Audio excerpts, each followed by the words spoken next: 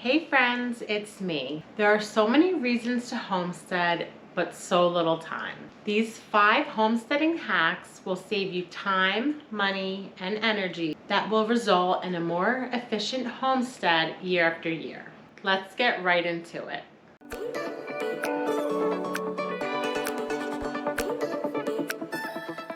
This soil structure test is one of my favorite homesteading hacks, especially for my beginner homesteaders.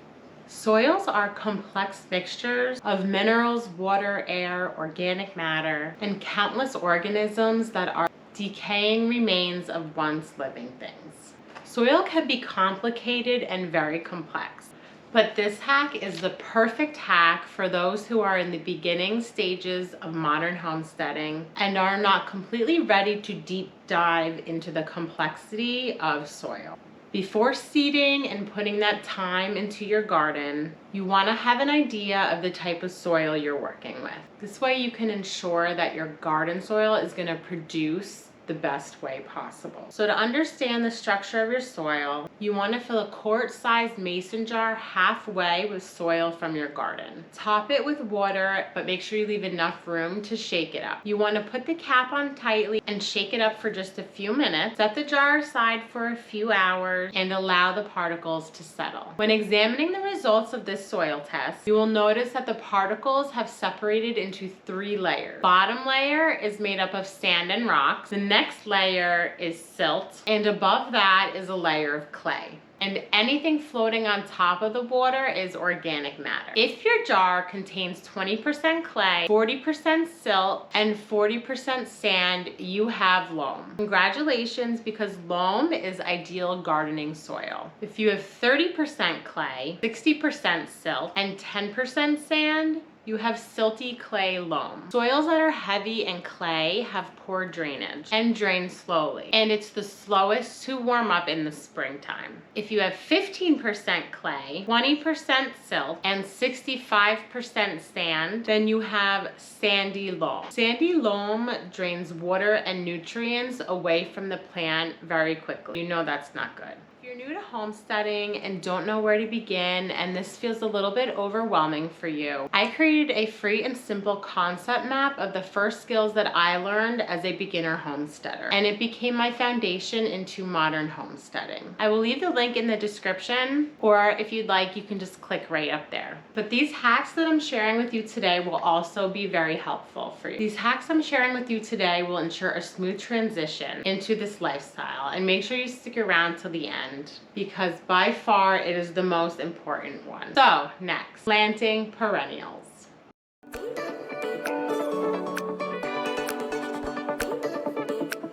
The great thing about perennials is you can plant them once and you can harvest them for years, even decades.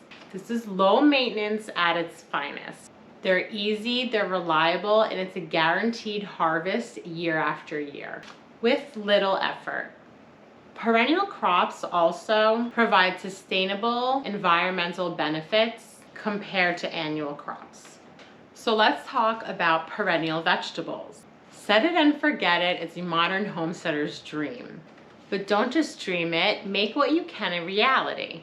Some perennial vegetables are slow to establish and can take years to harvest and become mature to begin yielding well. But I'm telling you from my own experience, it is worth it.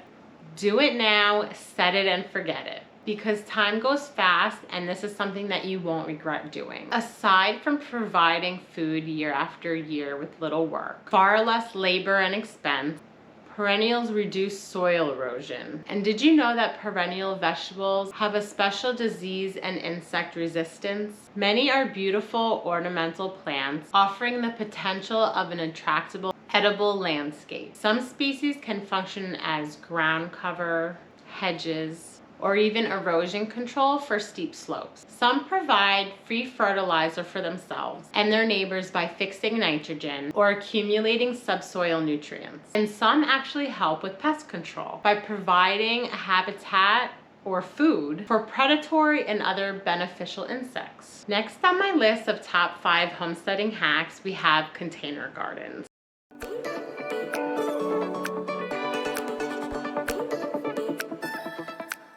If you want to grow your own food in a small space, consider container gardening. You can choose to buy pots and planters, which can become expensive, but there is a cheaper way that is much more efficient. Rubbermaid containers are great, and they come in all different shapes and sizes. And the great thing about them is you can find ones that can accommodate pretty much anything you want to grow. You'll want to make sure to drill holes on the bottom of the container so you have drainage, and then you can actually use the top or the lid as a drip pan. Fill it with soil and plant whatever you'd like. Next up on our list is affordable bedding.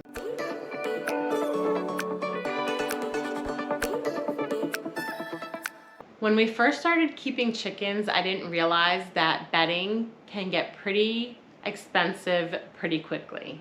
We had actually used wood chips to level off a big portion of our property. So we had the idea to start using them in our chicken coop. We get our free wood chips from a local arborist. They're usually pretty happy because usually they would have to pay to get rid of them. And wood chips have done really well in our chicken coop, so I would expect that they would work very well in any shelter or enclosure or run that you have for your animals. Another bonus hack with wood chips is it can save you a lot of time in the winter. There's this method called the deep litter method. And the way you do it is simple. You just add another layer of wood chips right over the existing layer. And about every few months, I'll do a full clean out where I take everything out and put all new fresh wood chips inside. But for those like weekly or every 2-week cleaning, it's so nice just to be able to throw a layer of wood chips on top and not really have to worry about underneath. It really does work great. And then when I do the full clean outs, I add all of that into my compost pile. And the wood chips and manure should break down over time. But this makes really great compost. So it's all being used. It's all in its own little like circle of life. I have also used the old wood chips from my coop cleanouts and used them as fill in some of the new garden beds that I'm trying to build up. I'll add the chips and then I'll add the soil right over it. Another great thing about having wood chips is you can use them in like high traffic areas where it gets really muddy. Lay some over it and it keeps everything pretty clean. Like I said before, you can use them to level out certain properties of your yard. It's free and it's light, so it's not like you're hauling all this fill, all this dirt all over the place. The wood chips have worked so great. We actually leveled out an entire area by this fall by adding all of our leaves, putting that where we wanted to build it up. So like a giant leaf pile of where we wanted to build up our land. And then we added wood chips over that. And we did that last year and it worked great.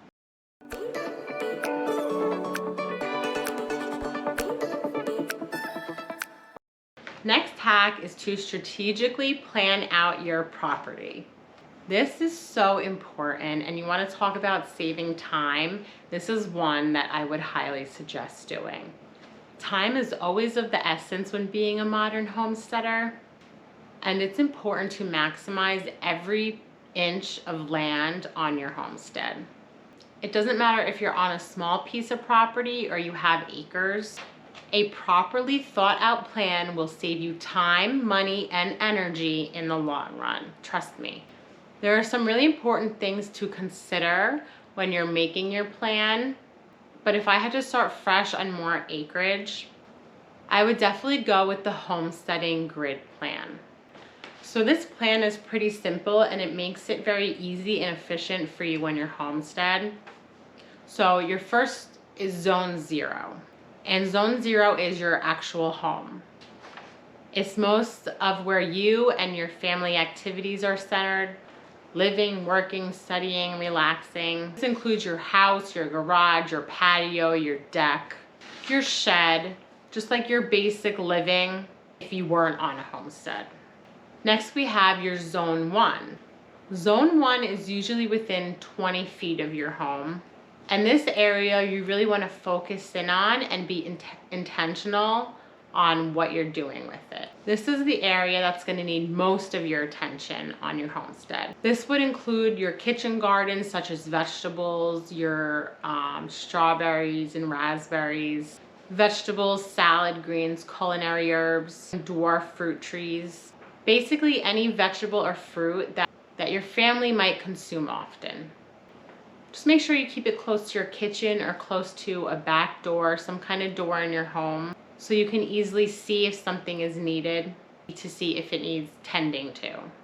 And this is great because it's especially convenient when you're having poor weather. It's right there. You're not running across your entire yard to get whatever you need to get or do whatever you need to do. Zone 1 is also a great place to kind of have your wood storage.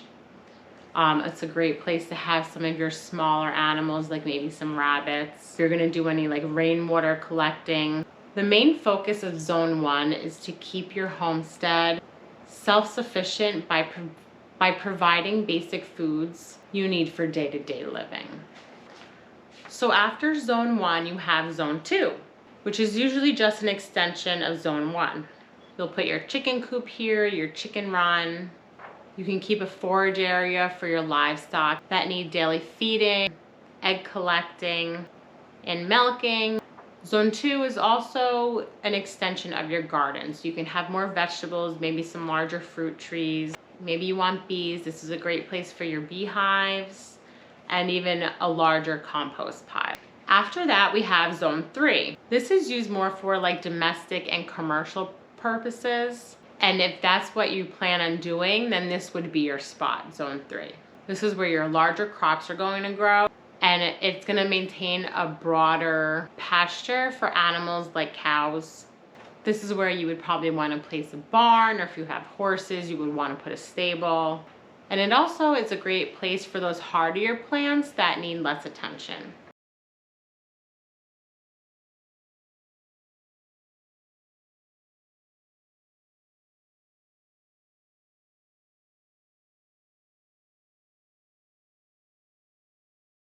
So now we're getting into some of those properties that have a lot of acreage and have a lot more space. So that's Zone 4 really doesn't need that much attention. It acts as a good buffer zone to protect your property from maybe like the wilderness, any back roads or highways, or any neighboring property. You could also have more of your firewood stacked here. You can use it as a more pasture, or you can just kind of use it as foraging for your animals to kind of prevent overgrowth. And then you have Zone 5. Zone 5 is just kind of Mother Nature, and it's raw. You're leaving everything alone. You're not touching anything. You're leaving it as is. If you have this space, use it for recreation uses, family hiking, trail rides, anything like that. For my urban and suburban, you want to stick to Zone 0 and 1 because you're most likely not going to have the space to go much further with that. But those are your two most important zones anyway. You could have a lot going on in those spaces and be very self-sufficient very easily. Just make sure to spend time designing it and make sure to manage it well.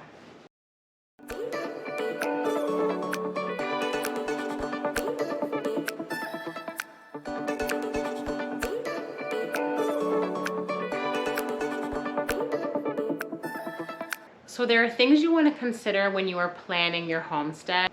One is the access to water, electric or plumbing, because this is something that could cost a lot of money and you want to know that obviously before you buy a piece of property or decide to build somewhere. You want to see what the access to equipment such as tractors. You also want to think about convenience, such as distance from your house and some of the outdoor chores that you're going to be doing. Be mindful of water drainage and where water might be accumulating. You don't want to build a barn and then find out that everything is being swept right into the barn, so you're not flooding your barn. So let's just do a quick review of the 5 homesteading hacks that I shared with you today. We got our awesome and my favorite, the soil testing. We got perennial vegetables and fruits. container gardening, affordable bedding, and most importantly, strategic planning. These 5 homesteading hacks will save you time, money, and energy for a more efficient homestead for years to come. There's one more hack that I want to talk to you about, and that is community.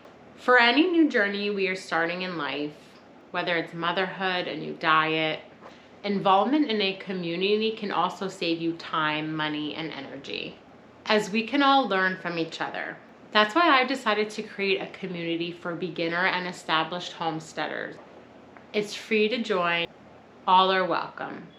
The link is in the description. Thanks for watching. If you want to see how we got started on our homestead, take a look at this video right here.